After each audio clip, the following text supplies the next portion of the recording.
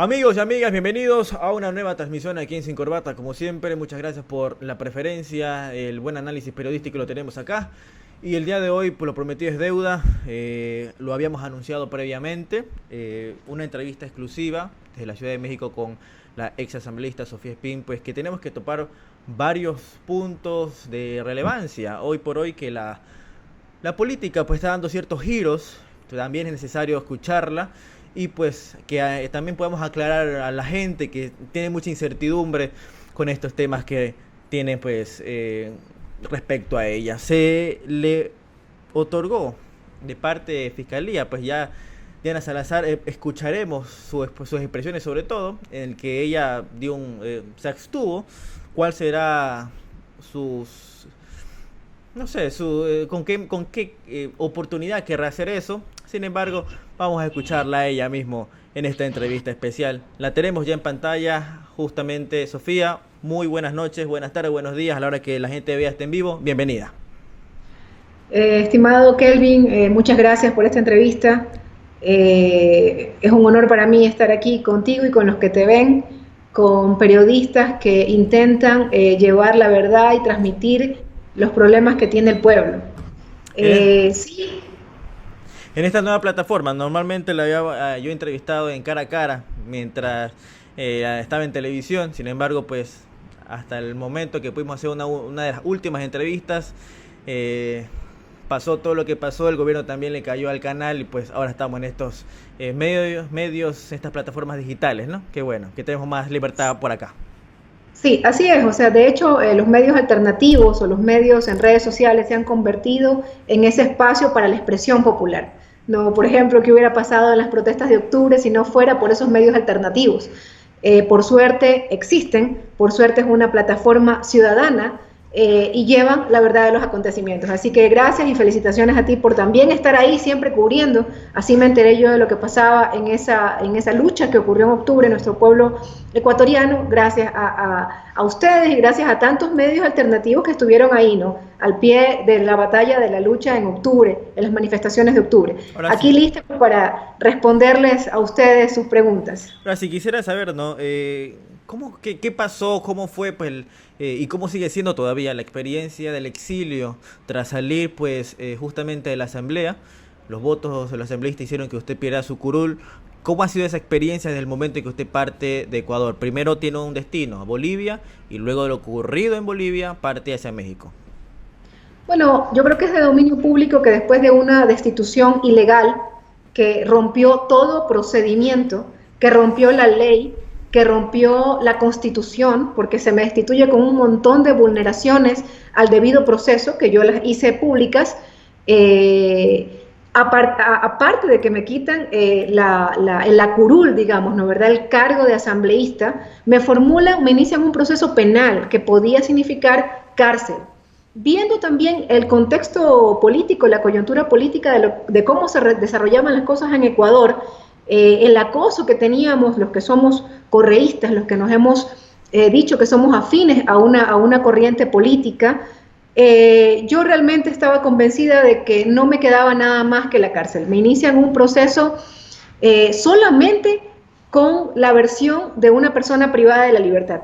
No, nunca hubieron más pruebas. Solamente con la versión de la señora PPL Falcón, ¿no, verdad? Entonces era una cosa que yo realmente no podía creer, ese nivel de persecución política, la rapidez con que se llevaban, con la que me destituyeron, el linchamiento mediático, el juzgamiento mediático, porque prácticamente los medios juzgaron, ¿no, verdad? Entonces no me quedaba más, y con el dolor del alma tomamos la decisión familiar de tener que moverme a otro país sin saber las cosas que me esperaban. Realmente ha sido un año muy complicado, ha sido un año muy difícil, con muchos problemas personales, alejarse de la familia. Bueno, es una experiencia, realmente una vulneración de derechos humanos muy fuerte, que obviamente nosotros vamos a presentar pues esta denuncia, esta demanda en instancias internacionales, ¿no, verdad? ¿Qué ha sido lo más complicado de estar fuera de su país, ¿no? Fuera de la familia. ¿Qué más ha sido lo más complicado? ¿Cómo la recibieron? Primero fue hacia Bolivia. ¿Cómo fue pues toda esta experiencia? Quisiera saber sobre todo. La gente no lo sabe y los medios no lo han cubierto. Quisiera yo saberlo de primera mano. Bueno, primero es complicado porque uno llega a un país en donde no conoce. El proceso para otorgarme el refugio se demoró varios meses. No es como ha dicho ciertos actores políticos malintencionados, Ya. que porque el presidente era Evo Morales y entonces ya me iban a dar inmediatamente el refugio. No es así. Tuvimos casi unos 6 meses en donde se presentó toda la argumentación, todo el proceso, como me destituyeron, el proceso penal. Después de 6 meses de analizarlo, me concedieron el refugio. Es decir, en este momento yo tengo un refugio del Estado Plurinacional de Bolivia. Entonces, es complicado porque no tienes acceso inmediato a trabajo, también hay Claro. complicaciones en el acceso a salud, pero por supuesto, lo más difícil fue dejar la familia, dejar a los compañeros, ver también el retroceso del Ecuador. Ha sido una experiencia muy, muy complicada que obviamente te afecta todo, te afecta psicológicamente, te afecta la salud. Yo aquí les cuento, he bajado 20 libras de peso, o sea, porque es una cosa muy fuerte, ¿no? Y para una mujer, no se compara, por supuesto, con lo que está pasando compañeros como Paola o Jorge, que tienen, Paola de manera descabellada tiene 50 días, me parece ya, en prisión, ¿no? Sí. Pero realmente ha sido una cosa bárbara que tendrá que ser conocido por instancias internacionales, porque un país que persigue a los opositores no es un país viable. Y ese es finalmente mi llamado a la ciudadanía, a los jóvenes, ¿no? A la gente de mi edad. ¿No? No es posible que toleremos persecuciones políticas solo porque piensas diferente. Eso no es correcto, eso no se lo deseo a nadie. Lo que está ocurriendo con el correísmo de hecho ya creo que hasta la CIDH se ha pronunciado, Sí. no es correcto. Bueno, y le hice esta pregunta porque eh, quisiera pues causar sobre todo en la gente que está viendo y que va a compartir este video, ¿no?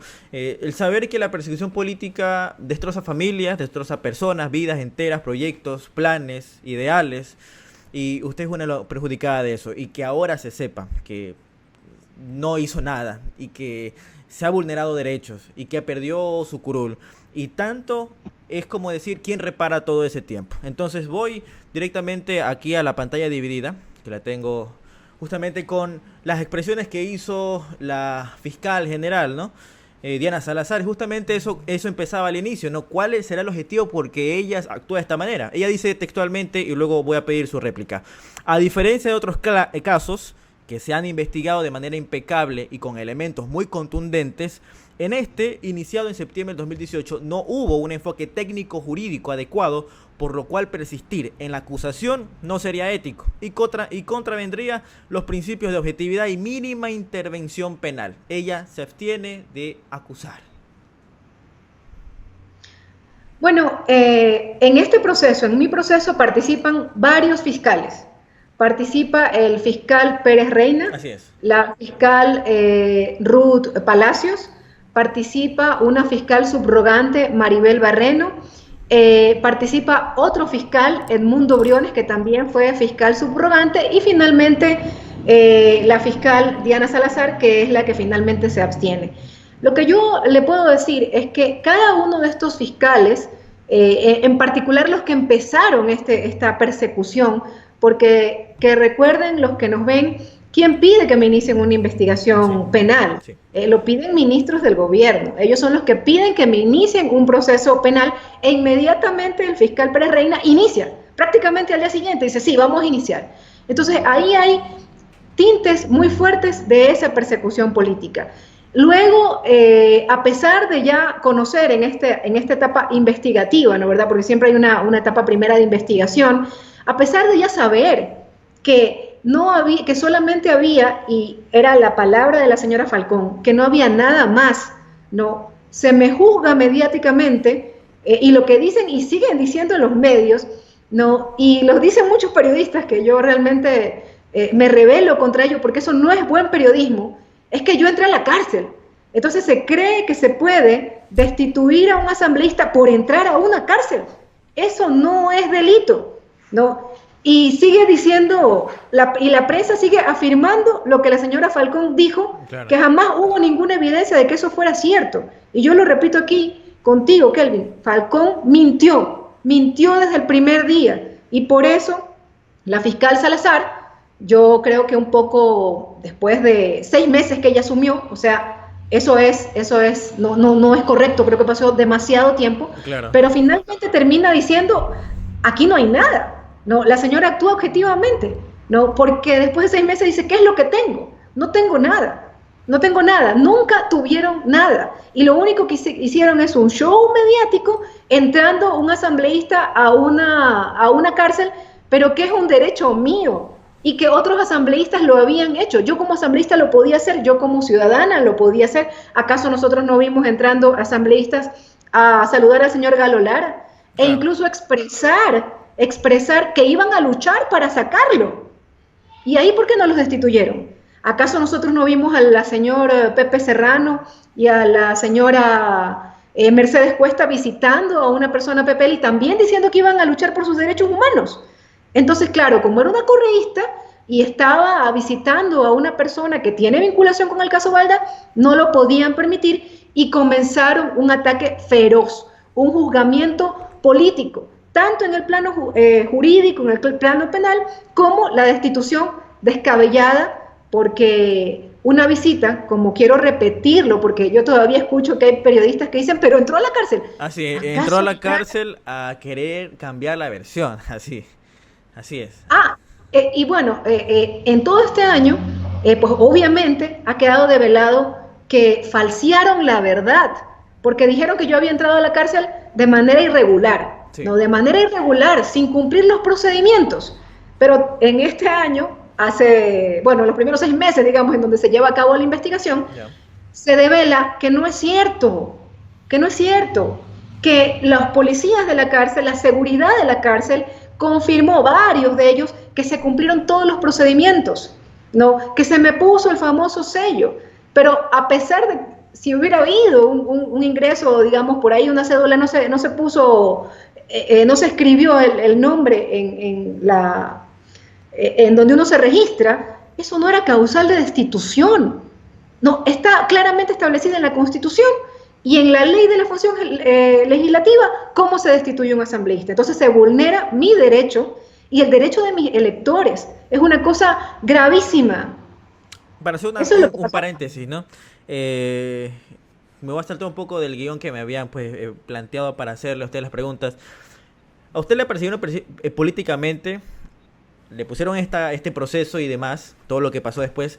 Porque fue la asambleísta que con determinación le dijo todas las cosas en su cara a Vaca Mancheno por haber dejado a Odebrecht fuera de un proceso que nunca se lo vinculó, nunca se lo procesó y fue el objetivo solamente sacar al vicepresidente Jorge Glass. Mire, yo creo que la gente lo sabe, los ciudadanos lo saben, que yo era una asambleísta de oposición, ¿no? Pero de oposición crítica, de oposición respetuosa, ¿no? Y eso obviamente les molestaba, ¿no? Obviamente el juicio político que se le lleva a cabo, como el señor fiscal Mancheno, yo no sé si él tenía amigos fiscales allí y se logra una venganza conmigo, no lo sé, es una hipótesis. Okay. Pero lo que yo siempre digo es que actué apegado al marco de mi función como legisladora y fiscalizadora. Y yo por eso le pongo los ejemplos del caso de los asambleístas que visitaron al señor Lara. Le pongo el ejemplo de los asambleístas que visitaron a una señora vinculada a otro caso en Esmeraldas, no recuerdo el nombre. Los asambleístas es nuestro deber pues fiscalizar. Entonces, a mí sí me preocupa, ¿no? Kelvin, lo digo contigo, por eso te doy esta entrevista a ti, porque buscas la verdad. Ciertos medios siguen construyendo una narrativa, insistiendo en algo no demostrado, insistiendo en una mentira. Y eso no es prensa, eso no es buena prensa, repitiendo como verdad una mentira, o la mentira que lanzó la señora Falcón, ¿no? Cuando nosotros la visitamos, cuando me invitaron a visitarla, la idea era saber qué le pasaba, porque ella se declaraba inocente, me decía yo soy inocente, pero se había acogido a esta cooperación eficaz para declararse culpable. Entonces, ¿es inocente o es culpable? Entonces, decía que había una preocupación, o sea, ¿qué le está pasando? ¿Le están defendiendo bien? ¿Cómo están sus derechos humanos? Yo les pongo a los que nos miran, a los ciudadanos que nos miran, ¿qué pasa si algún día tu hijo, tu padre, tu hermano está en la cárcel y nadie quiere escuchar tu verdad y tú acudes a una autoridad? Después de lo que me hicieron a mí, ningún asambleísta va a querer visitar la cárcel. Así es. Porque dicen, no, es que entro a la cárcel, interferencia en la justicia, interferencia en otra función del Estado, que por supuesto ha quedado demostrado que nunca existió interferencia en la justicia, que nunca existió tráfico de influencias, ni fraude procesal. Por lo tanto, también se cae el proceso en la Asamblea Nacional, que se basó en mentiras, que se basó en gente que simple y llanamente nos odiaba porque nosotros nos mantuvimos leales, nos mantuvimos nuestros principios firmes a favor de una corriente política que le han denominado el correísmo.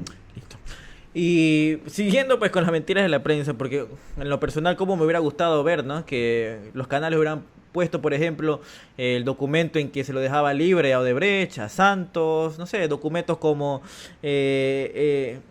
que no consta en el proceso pues ninguna vinculación a Odebrecht, y ahora pues que también he sacado de que incumplen funciones 4 de las autoridades importantes de este gobierno al negociar con delincuentes. Hubiese querido que también eso sea publicado, sin embargo lo que sí publican es lo siguiente, y quisiera pues su comentario, además pues lo voy a poner aquí en pantalla. Dice, esto es lo último que saca: ex legisladora Sofía Espín buscará recuperar su curul en la Asamblea Nacional.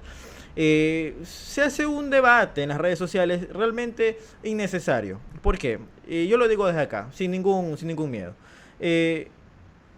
Luego de su salida, toma su curul Ronnie Aliaga, que parece que si no fuese por él, nadie más hubiera cogido el tema de los INAH Papers, un tema bastante complejo, en el asunto de que uno pone en riesgo su seguridad, su tranquilidad. ¿Ya? Es normal. Si solamente como Odebrecht pues me mandaron a pegar y demás, me pusieron hasta una causa penal.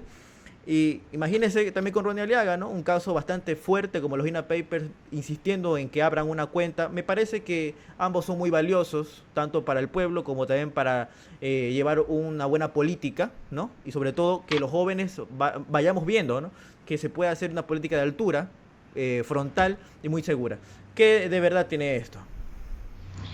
Primero, es penoso que la prensa, después de todo el daño que me han hecho a mí, a compañeros correístas, después de más que linchamiento mediático, un juzgamiento mediático, y que sigan insistiendo en querer hacer pasar una verdad, una mentira por verdad, como las cosas que dijo Falcón, a pesar de ya tener un dictamen abstentivo y un sobreseimiento por una fiscal general del Estado, por un juez de la Corte Nacional de Justicia, insistan en repetir una mentira y quererle hacer creer al público como verdad. Es penoso realmente ese papel de la prensa, y que no pasen ni 3 días y ya levanten un nuevo infundio.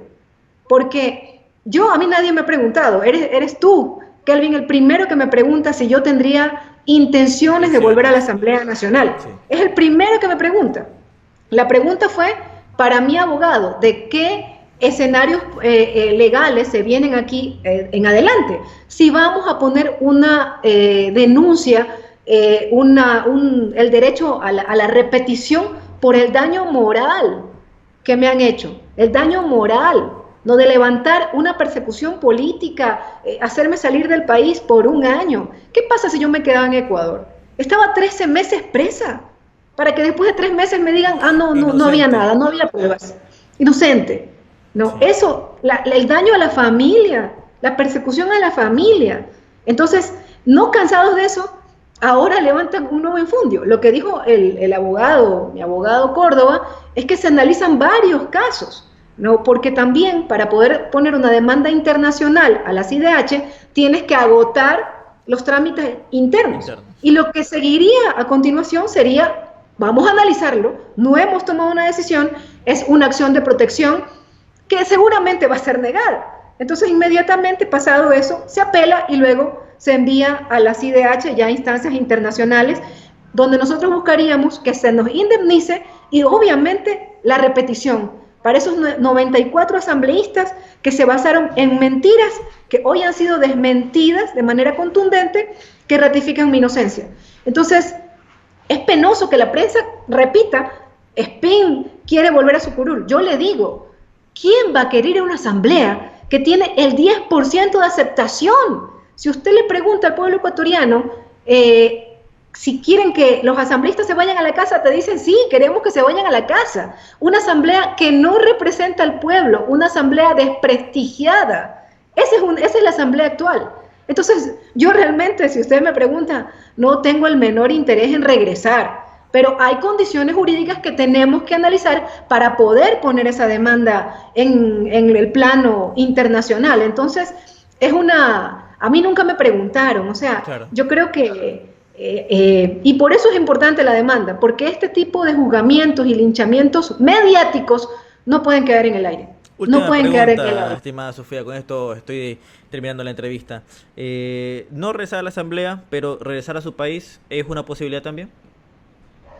Es una posibilidad. Estamos analizando con la familia, el pueblo, los que me conocen, la militancia, saben que mi interés por el bienestar ciudadano no es de ahora, no es de ahora. Yo soy, creo que alguna vez lo conversé con usted, yo soy dirigente estudiantil de la Escuela Superior Politécnica desde los 20 años. Desde los 20 años luchamos por la gratuidad de la educación superior, es decir, hay un afán siempre de servir. Luego con el vicepresidente Jorge Glass hicimos los infocentros comunitarios, hicimos la empresa de Poder Estratégico que generó tantas obras a nivel nacional. Entonces es difícil desligarse de ese cariño de querer servir al pueblo ecuatoriano.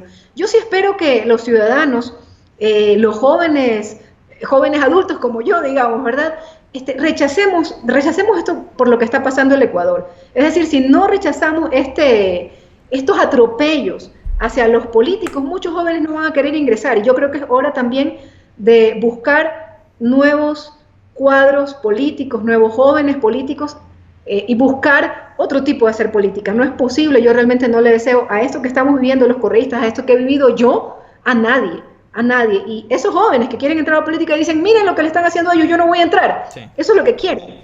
Rebelémonos contra eso. Es hora de una nueva generación de políticos para adecentar esta política. No podemos permitir lo que está ocurriendo ahorita, ¿no? Un gobierno neoliberal que tenía un plan de desarrollo y que ahora lo cambió, ¿no? Estimada Sofía, le agradezco muchísimo por el tiempo a Sin Corbata, gracias siempre. Bueno, cuando estábamos en televisión siempre era bueno pues tener su comentario de primera mano, pues ahora también que la justicia pues está brillando y al menos pues se conoce pues la verdad y que tiene que ser publicada. Le mando un abrazo y muchas gracias por su participación aquí en el canal. Bueno, me despido, Kelvin. Muchas gracias por esta entrevista y una vez más ratificar, ¿no?, que mi destitución y el que la quiere investigar, hay muchos textos, fue ilegal, inconstitucional, vulneró todo proceso. Realmente lo justo, lo correcto sería que la Asamblea Nacional sola, de oficio, revise la decisión que tomó. Eso sería lo correcto, pero creo que sería también esperar mucho, ¿no? Esperar mucho de una asamblea pues que el pueblo ecuatoriano no quiere. Un abrazo para ti y para todos los que nos ven. A las órdenes. Digno de analizar y estudiar ese caso y pues le agradezco mucho. Un abrazo. Tuvimos en pantalla a la exasambleísta Sofía Spin, como siempre, pues valiosos sus comentarios, siempre predispuesta a esta pantalla y desde mucho atrás porque era de las asambleístas que siempre estaba predispuesta en cara a cara cuando estaba en televisión, en TV digital, en tele satelital. Realmente asombrado, porque justamente lo que les decía, ¿no? ¿Quién iba a reparar? ¿Quién va a reparar el tiempo ahora que se sabe que es inocente, que nunca pasó nada, que es ilegal, que fue inconstitucional? ¿Quién paga? ¿Quién va a recuperar el tiempo sin familia, sin sus seres queridos, sin su trabajo, sin sus proyectos y demás? Queridos amigos, les dejo esta entrevista. Espero que haya sido de mucho interés a ustedes. Como siempre, están preocupados por la situación de su país. Acá pues hacemos periodismo serio, frontal y sobre todo con los actores políticos de la coyuntura nacional. Un abrazo a todos, Dios, patria y libertad. Nos vemos en una siguiente entrevista, análisis o programa aquí en Sin Corbata. No olvide, suscríbase al canal y active la campanita de notificaciones para que usted pueda tener toda la información al alcance de un solo clic. Un abrazo a todos.